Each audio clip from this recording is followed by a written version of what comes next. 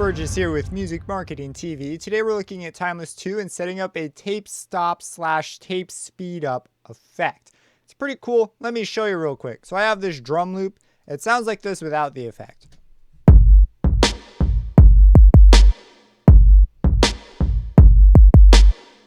Now I'm going to turn the effect on via the use of MIDI. So we can kind of draw on where we want the effect to take place. Check it out.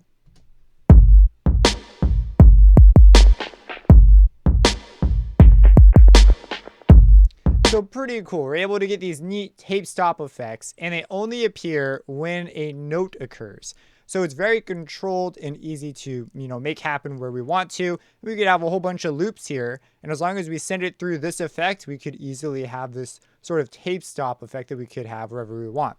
We could also go the other way and actually have it speed up.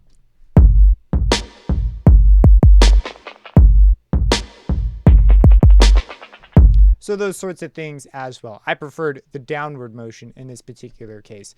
So let's go ahead and set a patch like this up using Timeless 2. So we're going to go ahead, come to your channel, add a Timeless 2, a fresh Timeless 2 to your channel. And then from here, we're going to set a few things up. So first things first, we would like these things to happen in terms of a reasonable amount of time. And so I find that using just the free millisecond mode can be a bit tricky. So I like to set it to 16th notes, a little easier to work with because now we're working with an offset instead of just straight millisecond values. The other thing is you could actually do separate different things with both the left and the right channels. For now, we're just going to lock it. So this one delay control controls both channels. So the way these pitch effects, these slowdowns and speed ups work is that when the feedback happens, there's a gap between where it happens. And if you make the gaps longer over time, it's going to produce this effect. So you can make them longer or shorter, and that's going to determine whether or not it goes down in pitch or up in pitch.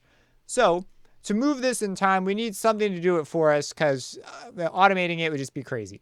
So what we're going to do is we're going to go to the modulation section down at the bottom, and we're going to choose an envelope generator. So this is going to control it for us. We're going to hook it up to this here delay control.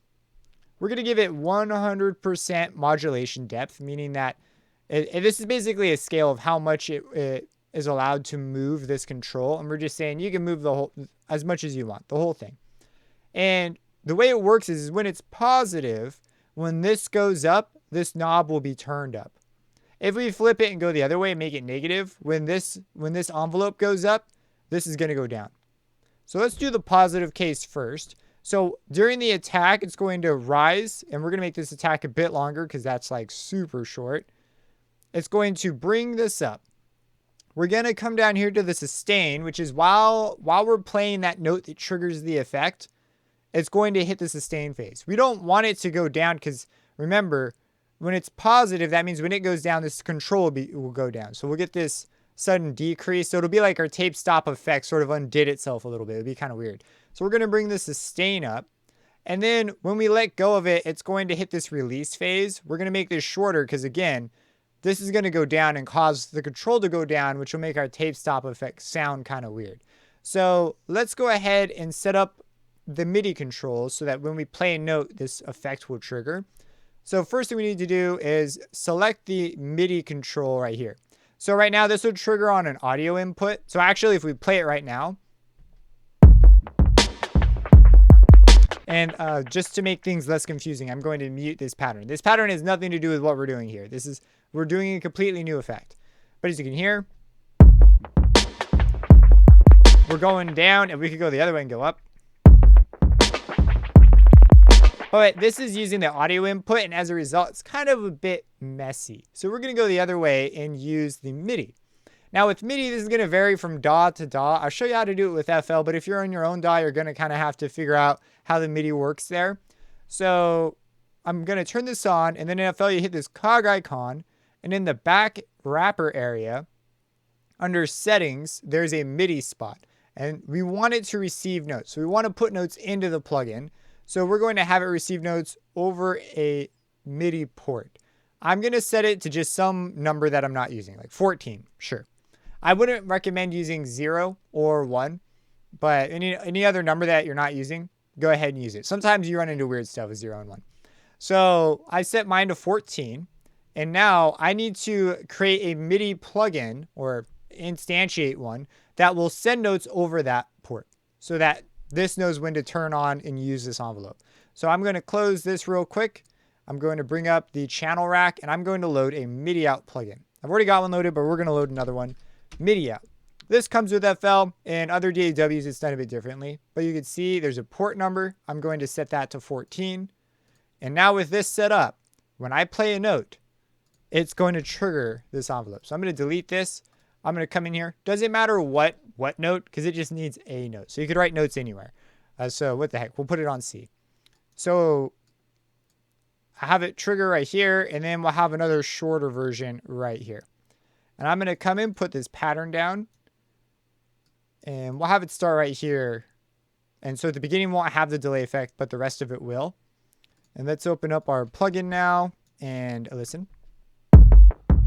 Oh, okay. So it's still on all the time. We still have our delay on all the time, but the pitch effect won't occur. We haven't set up the part we need for the delay effect being off.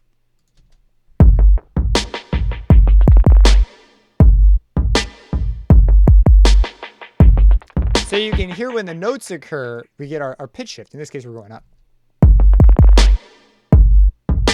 And you get a neat resonant effect. That happens when the delays are very short. If we go the other way, we'll get a slowing down because this will be getting longer. And if we go ahead and make this a shorter, it'll sound a bit different. If it's too short, you'll lose sort of the downward pitch effect. It'll be more like a comb filter. If we get really short.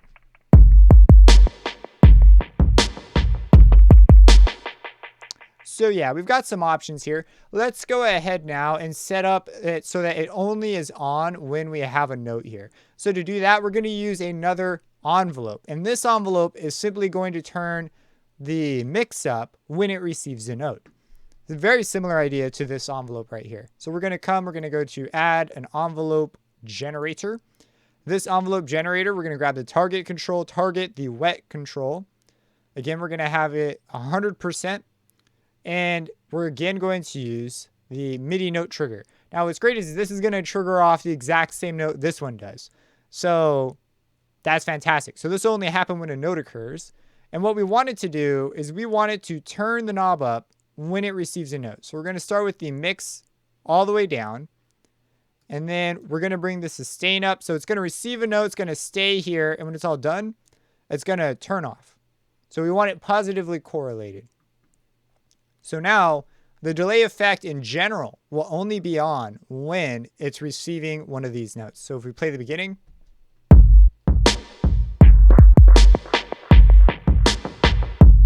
And so that it gets pretty cool. This is where it gets fun because now you can essentially, we could come in here. We could say, okay, let's only write, let's have a different combination. Maybe this will sound cool.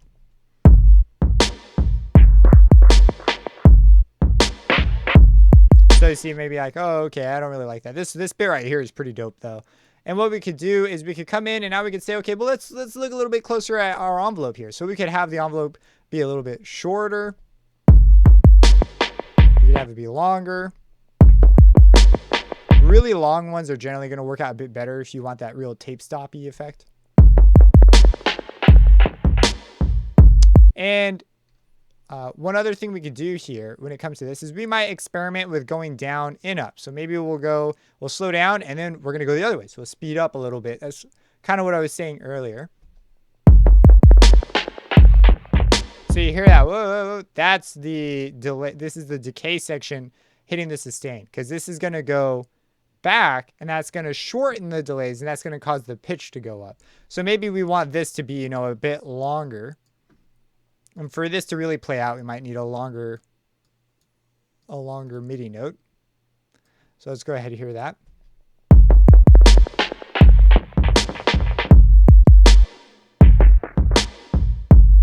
And that's it. That's all there is to it. So pretty straightforward setup. Just a couple clever ways of setting things up. Once you have it, you can essentially paint in these really cool delay tape effects. If you have any questions about this, feel free to let me know. Subscribe and hit that bell icon for for future videos, and have a blessed day.